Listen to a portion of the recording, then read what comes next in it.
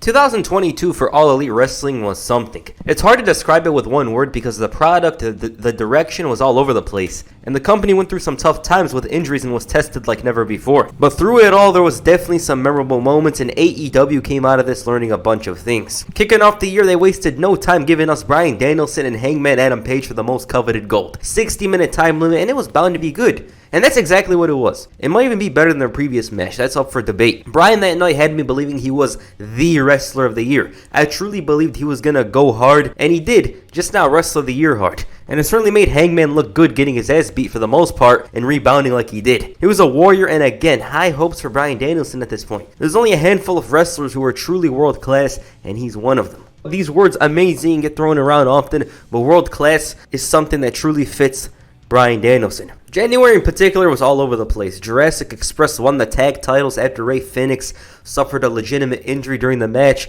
Jade Cargill won the new TBS championship to continue her undefeated streak. I remember some wanted Ruby Soho to score the victory, but it wasn't to be because Cargill has the super push, and to this very day, she's still champion. Then of course you have Wardlow look extremely strong, destroying CM Punk and anybody that crosses his path. And there was a lot of expectations with him in the beginning of the year, and fans pondered over how his face run would materialize. Like, I remember there was a lot of high hopes. Orange Cassidy obliterated Adam Cole in an unsanctioned match, and to top it all off, Cody Rhodes was TNT champion. He started the year as champion, and it's no secret, but he was very disliked in this role. It did not suit him in that environment, and I remember wanting him personally to turn heel for his own good, because it was only going to get better for him to violate his own rules and morals for a little control. Rumors circulated of his contract expiring, and it was no big deal, but we definitely thought about the small possibility. He even cut this promo, which in hindsight was weird, and lost the ladder match to Sammy Guevara. I really believed it was all a part of the story, but Cody didn't extend and left. It was in some ways unfortunate that his story in AEW came to a premature ending, but for all parties, it was the best case scenario because Cody's interest in the extravagance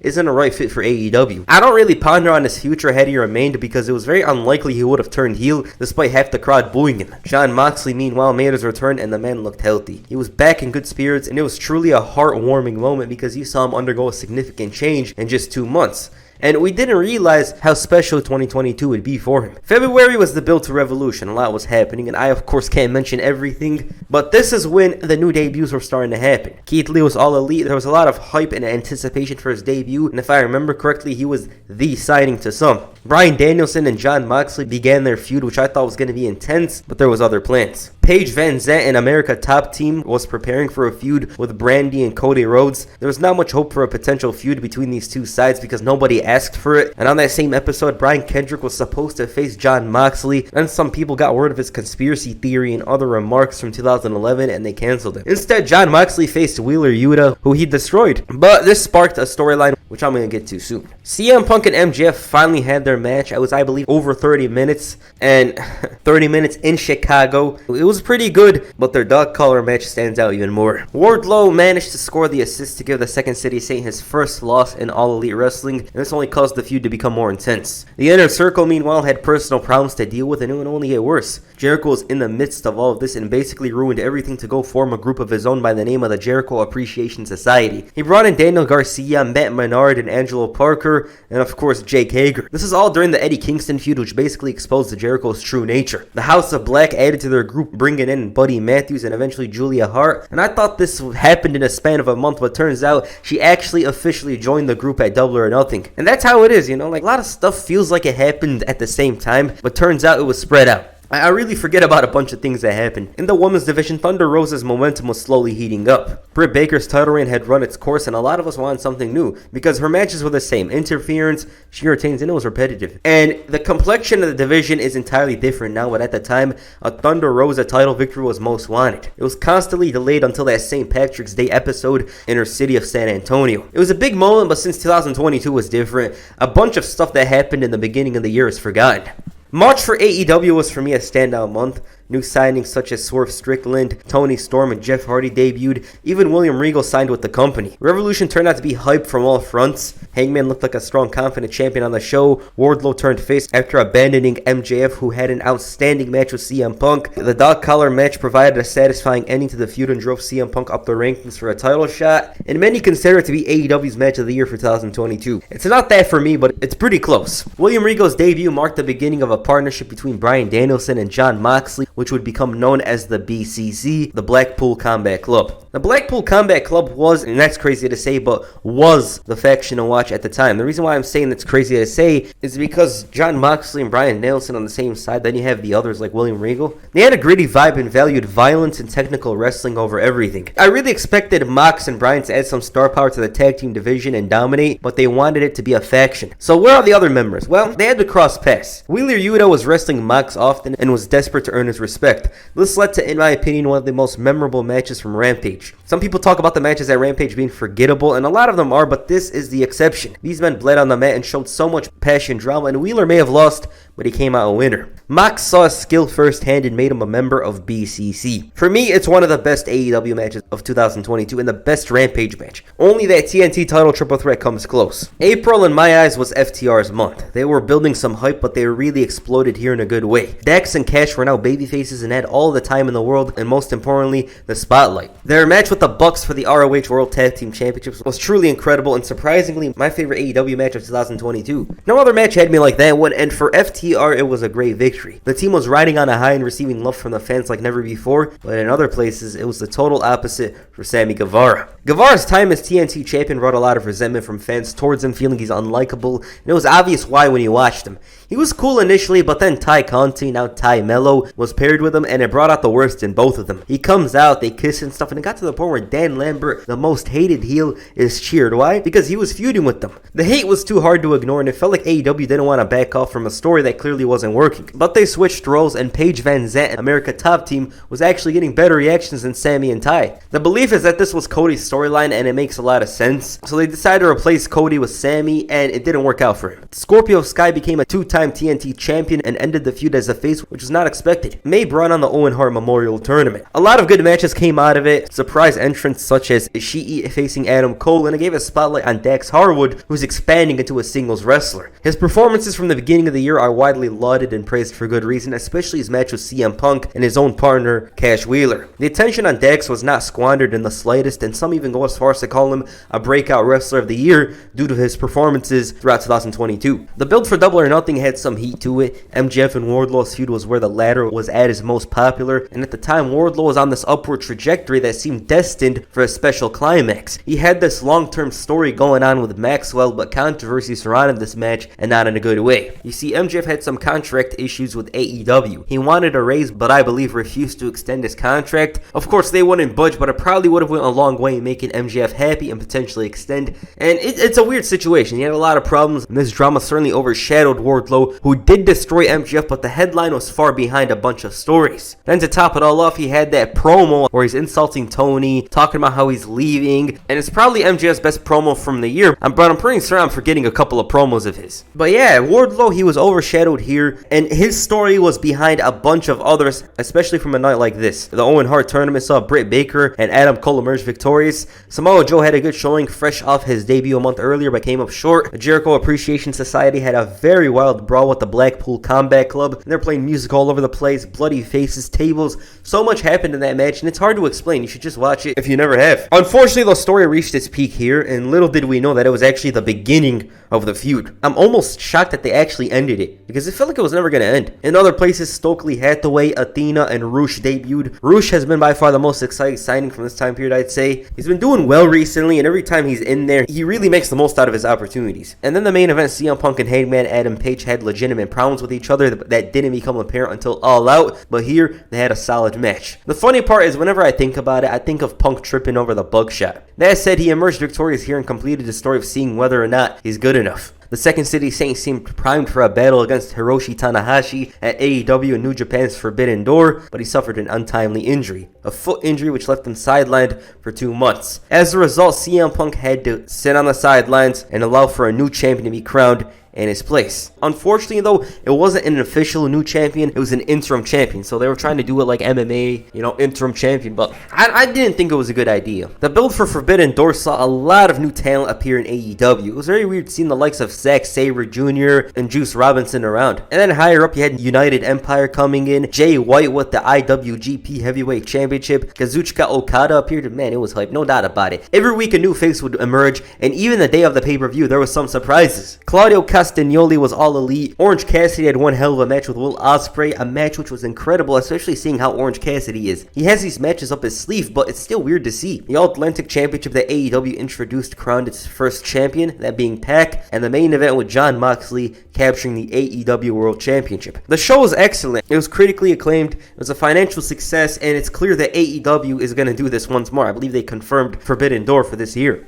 Outside of Forbidden Door, there was a big heel turn involving Christian Cage, which I thought was cool because it allowed for Christian to finally flesh out his character ever since he returned in AEW. There was a lot of hype for AEW at the time, but they had some stuff going against them. That being injuries. For AEW, this turned into a slight epidemic. Bryan Danielson was supposed to face his son Zack Sabre Jr., CM Punk of course in the main event, Ishii, Adam Cole, and it would get worse. Layla Hirsch was hurt at the time, Scorpio Sky, eventually Thunder Rosa, Christian Cage, CM Punk again, and this caused a lot of changed plans. The summer is basically where things took a turn. The Jericho and Eddie Kingston feud was still on, and again, it should have ended in a blood and guts match. It had the proper setting and scenario to end it, but they just decided not to. They didn't see it that way. July had some very newsworthy headlines throughout the wrestling world, and AEW certainly provided its share. Jonathan Gresham quit the company and complained about losing his title despite being ranked top 10 in Pro Wrestling Illustrated. It sounds like a fake story, but that definitely happened. He's like, oh, why am I losing my title? I'm on Pro Wrestling Illustrated. It was bizarre and somewhat hilarious to see this unfold the way it did. And as I said, there was a lot of things going against AEW, but then the build to All Out made it seem like, oh, the momentum's back. Their top guy, CM Punk, returned to set up a big match against the champion Jon Moxley. Punk's return was huge. He's the guy that brings in those additional viewers, and love him or hate him, you know. The times AEW had some hype behind it was when he was at the helm. The Elite reformed, and Kenny Omega made his long-awaited return to challenge for the new Trios belts. They had some cracked up matches in the tournament facing the likes of United Empire, and all that was supposed to be the start of the AEW comeback, because that epidemic of injuries really did a number on them. And the show was stacked.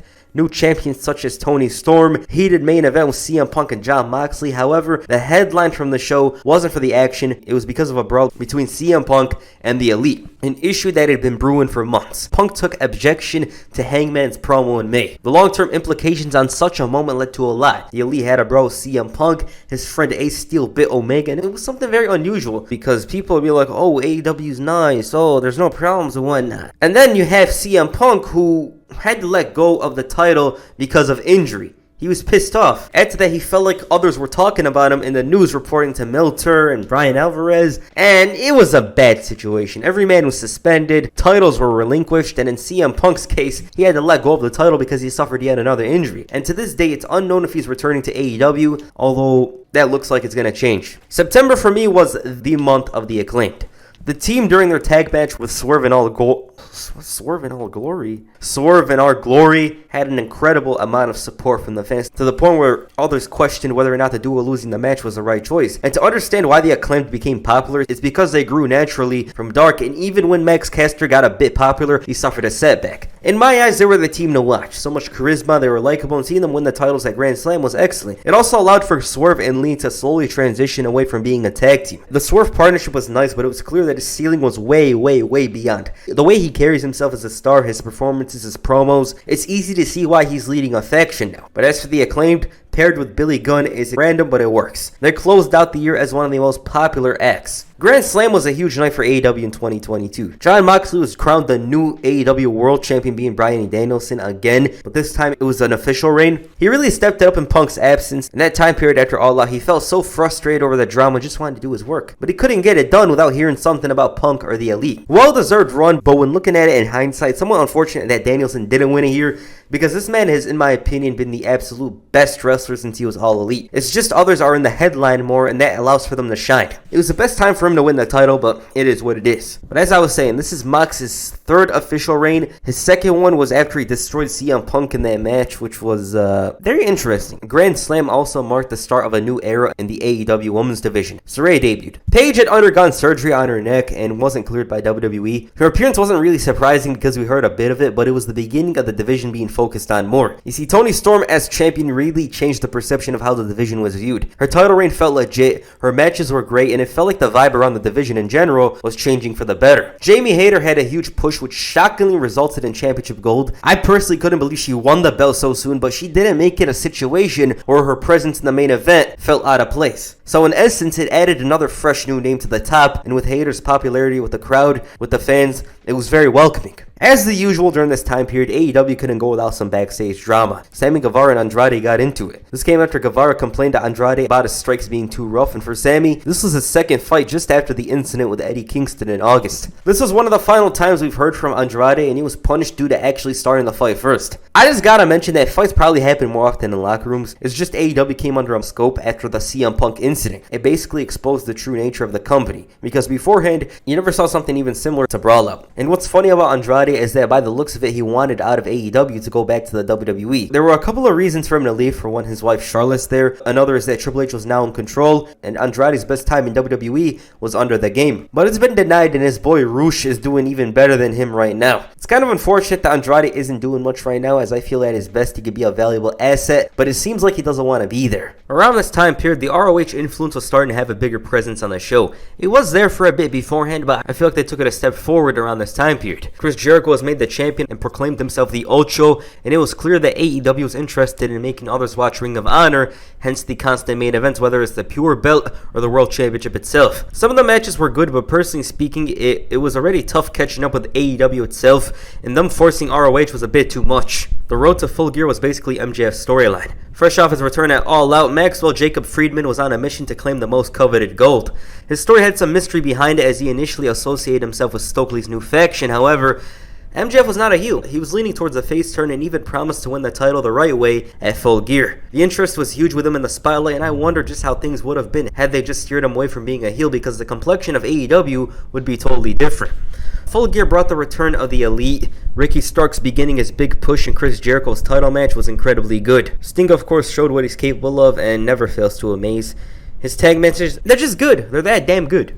Jungle Boy fought through and overcame his old partner Luchasaurus inside a steel cage, and Jamie Hayter captured the Women's Championship and probably the best Women's AEW match. The main event was the coronation of MJF. Ever since his return, this main event was a foregone conclusion, and I don't think the majority would have it any other way. This man was fresh, coming out here talking about his struggles, and was slowly shedding away from his old character.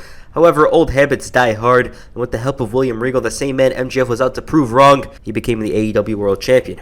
So through this all, he was the devil. He deceived the fans and masked his true intentions, although a bunch of us saw it coming because MJF as a good guy just doesn't seem likely. Then he proceeds to turn on Regal and leave him laying despite what he had done for him, and this was because Regal was going back to WWE, but it added more fire to MJF's heel turn. Regal then had this bizarre exit where he was talking about the Blackpool Combat Club and telling them to continue and whatnot. It's just bizarre. But for MJF, it was the start of a dominant reign. Things calmed down in December for AEW. MJF's reign ran into Ricky Starks, the Best of 7 Trio series. Chris Jericho lost to a jobber by the name of Action Andretti. Hook and Jungle Boy became partners for a bit, and AEW closed the year in the era of Maxwell Jacob Friedman. The year 2022 has been strange, no doubt about it. The mid-card scene was very, very diverse and all over the place when you look back. Christian Cage became one of the best heels AEW had to offer and was a great rival for Jungle Boy, who was trying to establish himself as a single star. I liked their feud. Even though Jungle Boy was supposed to be the star of the story, Christian Cage really shined and added another depth to himself. We had seen him in the past as a heel, but never in AEW, and the man's been great with Luchasaurus by his side. Some of the original AEW stars had a rocky year. Eddie Kingston on paper should have been one of the true breakout talents for them. I expected him to be at the very top a year earlier, but it didn't hit the same form. Bryan Danielson's year was somewhat suppressed by being in a faction, but it was better than Kingston's, and plus,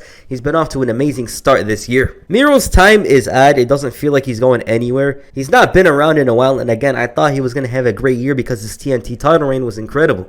Wardlow's year was a roller coaster ride. Very hot early on, becoming the champion, but then his hype faded, and the feud with Samoa Joe showed that Joe was back to being himself, but for Wardlow, you couldn't say the same. It was very cold at some points. The TNT Championship in general just didn't hit the same until Joe became champion. That's why I thought it got interesting again. Personally speaking, this is just me, that's the same trajectory Sammy Guevara took. His time as a face was bad, and even the early parts of his heel run. But after the summer, it really felt like he was back to his old self, which if you already disliked, it's nothing different. You're not going to like him. But personally speaking, he was trying too hard early on, and this was a step in the right direction. Jeff Hardy had some problems outside of the ring, resulting in him going away. It was an unfortunate situation. As always, new talent comes around, and 2022 was no different. Konosuke Takeshita was one of the standouts with his incredible performances, and oddly enough, Jeff Jarrett. Overall, the year was all over the place, and I know I didn't mention everything. ROH getting purchased, this and that. But the promotion really went through some tough times in the year. The CM Punk incident, and at times it felt like they were losing their identity a bit.